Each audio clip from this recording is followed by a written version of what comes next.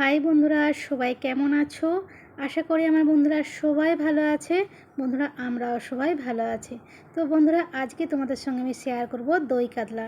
তো দেখো, কাতলা মাছ নিয়ে নিয়েছি আর সমস্ত পরিমাণ মতো মশলাপত্র, দই সব নিয়ে নিয়েছি, বুঝেছো? নিয়েছি পেঁয়াজ বাটা, আদা বাটা, রসুন বাটা, দারচিনি, এলাচ, হলুদ গুঁড়ো, লঙ্কার গুঁড়ো আর নুন দিয়ে টক দইটা ফাটিয়ে রেখেছি। আর দেখো, গ্যাসটা অন করে দিয়েছি, কড়ার মধ্যে দিয়ে দিলাম তেল। এবার দিয়ে দিয়েছি, তেলটা গরম হয়ে যেতেই মাছগুলো।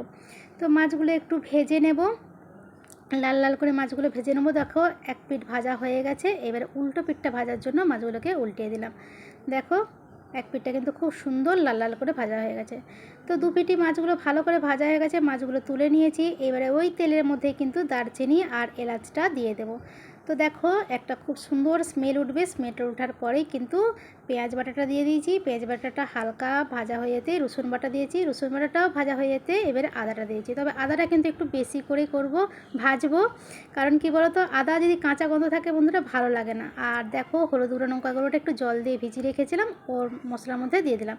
এবারে ভালো করে কষিয়ে নেব। দেখো বন্ধুরা, একদম তেল ছেড়ে ছেড়ে এসেছে। এইবারে নুন দিয়ে যে টক দইটা ফাটিয়ে রেখেছিলাম, টক দইটা দিয়ে দিলাম। তবে কিন্তু বন্ধুরা, টক দই দেওয়ার আগে কিন্তু গ্যাসটা কিন্তু একবারে লো ফ্লেমে করে দেবে, বুঝেছো? কারণ যদি গ্যাসটা যদি হাই ফ্লেমে থাকে, তাহলে কী বলতো, দইটা কিন্তু কেটে যাওয়ার সম্ভাবনা থাকে। তো দেখো, আমি একদম লো ফ্লেম করে কিন্তু মশলার মধ্যে টক দইটা দিয়েছিলাম।